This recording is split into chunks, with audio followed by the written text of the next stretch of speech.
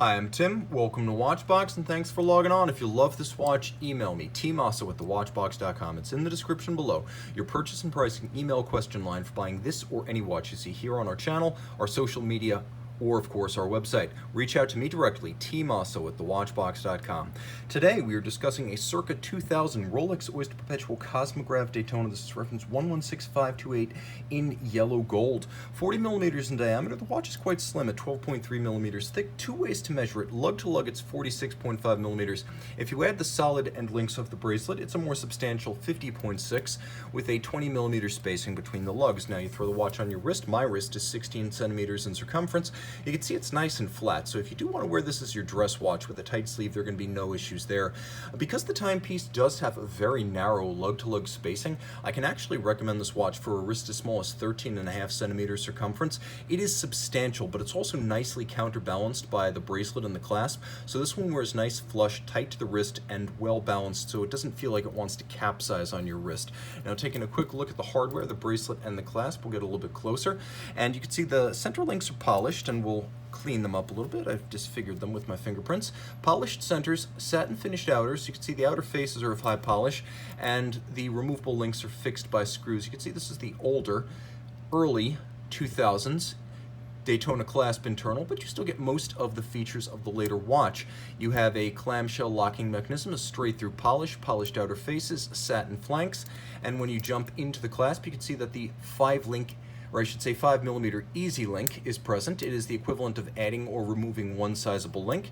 And if you look closely internally, you will see that there are divots drilled. So you have 3 anchoring points for the bracelet. Using your strap tool, you can re-anchor 3 different positions inside the clasp in addition to using easy link. Condition is excellent, and so are the tolerances. The case is full, beautifully made, and symmetrical from side to side and end to end. So this watch has been rarely, if ever, refinished, and if refinished sympathetically and professionally, it feels as full and intact as the day it left Geneva. Now you can see the bezel is in outstanding condition. This is usually where you see signs of wear on these older Daytonas, because the lacquer inside the numerals and the letters and the indices will start to wear out, but all of the lacquer here is rich, and as you can see, it's all full. There are no worn or diminished lacquered numerals, indices, or letters. Moving to the crown side, you can see the trip block crown in gold. You know that because the big dot is in the center and it has 3 dots overall. Screw down crown, screw down chronograph pushers, 100-meter water resistance. The dial is a lovely matte gold, and as you can see, the minutes and seconds hashes outboard of the applied indices, that is all in red. So the minutes and seconds track, including the fractional second hashes, are all in red on gold, and it's a beautiful look. We have lovely blackened matte black counters with golden printing and calibrations. Then we have those 18 karat gold applique indices and hands and Rolex crown, all of that solid gold to avoid tarnishing or oxidation over time, and of course the ruby red Daytona script down at 6 o'clock with a red varnished or red lacquered seconds hand. Now the timepiece internally, well, this was the first year for the in-house Rolex caliber, the 4130 that replaced the old 4030 Zenith El Primero.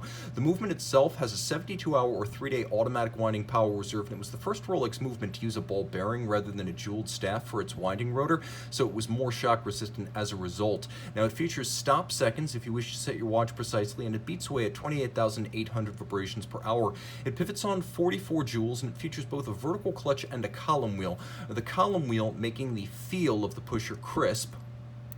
It's a premium way to make a chronograph, not the cheaper way, but the only way Rolex practices. And then you have a vertical clutch. The vertical clutch jumps into action with no jump or stagger. So when it commences, it doesn't rocket forward a second or 2 seconds as a lateral clutch will. Also, unlike a lateral clutch, there's no additional wear and tear. If you just want to leave your chronograph running, you can do that with the vertical clutch of the caliber 4130. It's adjusted in 5 positions, and it is a COSC certified Swiss chronometer.